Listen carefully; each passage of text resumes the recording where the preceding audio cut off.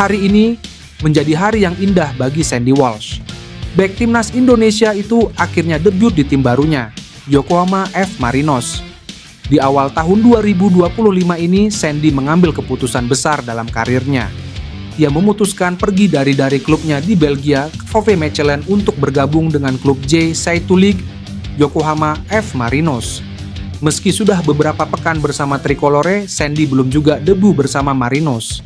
Ia absen di 2 pertandingan pertama Marinos di musim ini. Namun hari ini, hari yang ditunggu-tunggu Walsh tiba juga. Ia akhirnya debut bersama Marinos. Hari ini Marinos memainkan pertandingan terakhir di fase grup AFC Champions League Elite.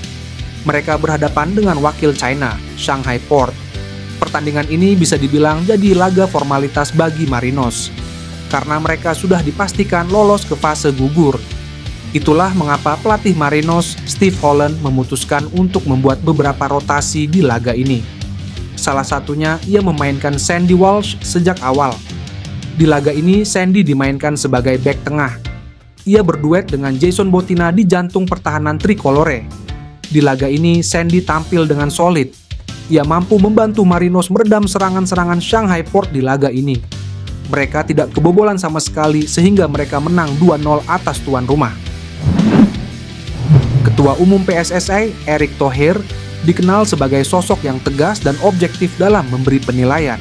Hasil buruk yang didapat timnas Indonesia U20 di Piala Asia U20 2025 berpotensi membuat Erick Thohir mengeluarkan langkah tidak populer, yakni memecat Indra Syafri.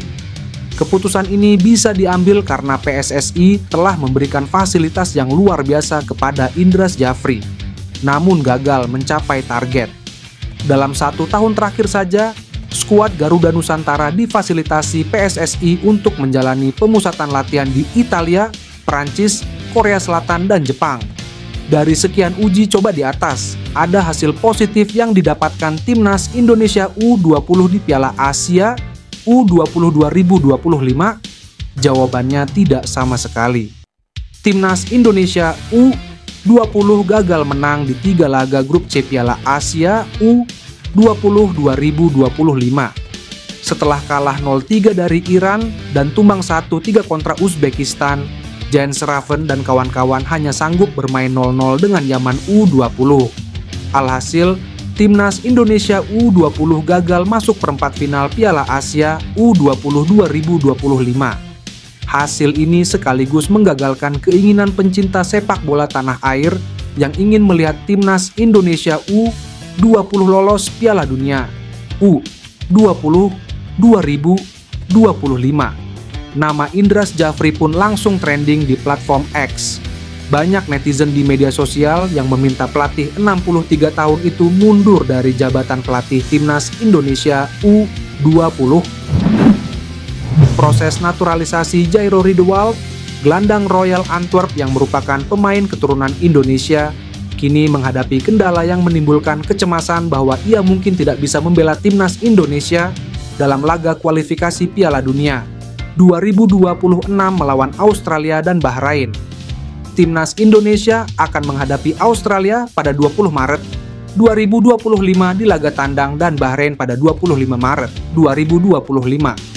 Namun, hingga 31 Januari 2025 berkas naturalisasi Jairo belum diterima oleh Kemenpora. Menteri Pemuda dan Olahraga Dito Aryo Tejo mengonfirmasi bahwa berkas Jairo belum sampai ke Kemenpora.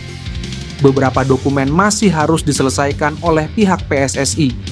Sementara itu, pengamat sepak bola Roni Pangemanan mengungkapkan bahwa informasi terbaru dari PSSI menunjukkan bahwa proses naturalisasi tersebut belum selesai. PSSI sebelumnya dikenal gesit dalam mempercepat proses serupa. Ada sedikit harapan bagi Jairo. PSSI sebelumnya berhasil mempercepat proses naturalisasi pemain seperti Mees Hilgers dan Eliano Reinders. Mereka resmi menjadi WNI hanya dalam waktu seminggu dan langsung tampil di Timnas Indonesia pada Oktober 2024. Sekarang, semuanya tergantung pada penyelesaian berkas naturalisasi yang semakin mendesak.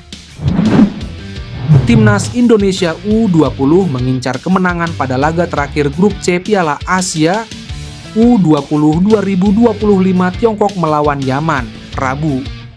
Anak asuh Indra Syafri dipastikan sudah tidak dapat melaju ke babak selanjutnya setelah menelan 2 kekalahan atas Iran dan Uzbekistan. Yaman juga dipastikan akan memberikan permainan terbaiknya meskipun juga sudah dipastikan tidak lolos ke fase berikutnya. Indra Syafri berharap anak asuhnya bisa memberikan hasil optimal. 2 pertandingan memang menghasilkan hasil yang kurang baik dan kita kalah. Kami berbicara dengan para pemain dan memberi mereka waktu 24 jam untuk mencerna kekalahan terakhir dan setelah itu bersiap untuk pertandingan ini, ujar Indra Syafri. Pertandingan terakhir Indonesia melawan Yaman berakhir imbang dengan skor 1-1 pada babak kualifikasi Piala Asia U20 2025. Pada pertandingan yang digelar September 2024, Jens Raven mencetak 1 gol sebelum disamakan oleh Al-Hadar Al-Douh. Timnas Indonesia U20 dinilai gagal dalam ajang Piala Asia 2025 karena federasi menargetkan untuk menembus semifinal. Indra Syafri mengaku bertanggung jawab atas hasil tersebut dan mengapresiasi kerja keras anak asuhnya. Keputusan mengejutkan diambil oleh gelandang Timnas Indonesia, Tom Hey. Pemain yang sebelumnya membela SC Heerenveen itu menolak tawaran bergabung dengan raksasa Belanda, Ajax Amsterdam, dan lebih memilih Almere City. Langkah ini bukan tanpa alasan. Hey lebih mengutamakan jaminan menit bermain dibandingkan hanya menjadi pelapis di klub besar. Menurut laporan dari Voetbal International, Ajax Amsterdam sebenarnya memberikan tawaran menarik kepada Tom Hey. Klub ibu kota itu ingin merekrutnya untuk memperkuat lini tengah mereka, terutama sebagai opsi cadangan bagi Jordan Henderson, mantan kapten Liverpool yang baru saja bergabung dengan Ajax. Namun, Hey mempertimbangkan bahwa bergabung dengan Ajax tidak akan menjamin menit bermain yang cukup. Dengan statusnya sebagai pemain pelapis, kemungkinan besar ia hanya akan mendapatkan kesempatan bermain dalam jumlah terbatas. Hal ini tentu bertentangan dengan ambisinya untuk terus berkembang dan mendapatkan pengalaman bermain reguler. Sebagai gantinya, Tom Hey memilih untuk bergabung dengan Almere City.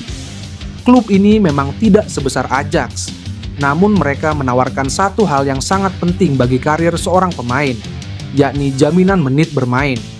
Di Almere, Hey mendapatkan kepastian untuk menjadi starter dan bermain secara reguler di Eredivisie. Keputusan Tom Hey menolak Ajax Amsterdam dan lebih memilih Almere City menjadi bukti bahwa menit bermain adalah faktor krusial bagi perkembangan pemain. Bek Aston Villa Ian Maatsen kembali menjadi perbincangan setelah menerima tawaran resmi dari timnas Suriname untuk bergabung dalam proyek naturalisasi mereka. Namun, di tengah spekulasi mengenai masa depannya, Jairo Ridwal justru menyarankan Maatsen agar memilih membela timnas Indonesia. Ian Maatsen, yang berusia 22 tahun, tengah berada dalam situasi sulit. Meski tampil impresif bersama Aston Villa musim ini dengan mencatatkan 29 penampilan di berbagai kompetisi, termasuk Premier League dan Liga Champions, ia belum juga mendapatkan kesempatan debut bersama timnas senior Belanda. Suriname yang dikenal aktif merekrut pemain keturunan untuk memperkuat tim nasionalnya, mencoba memanfaatkan situasi ini dengan menawarkan Maatsen proyek jangka panjang mereka. Menariknya, Jairo Ridwal yang juga memiliki darah Suriname justru menyarankan Ian Maatsen agar mempertimbangkan timnas Indonesia.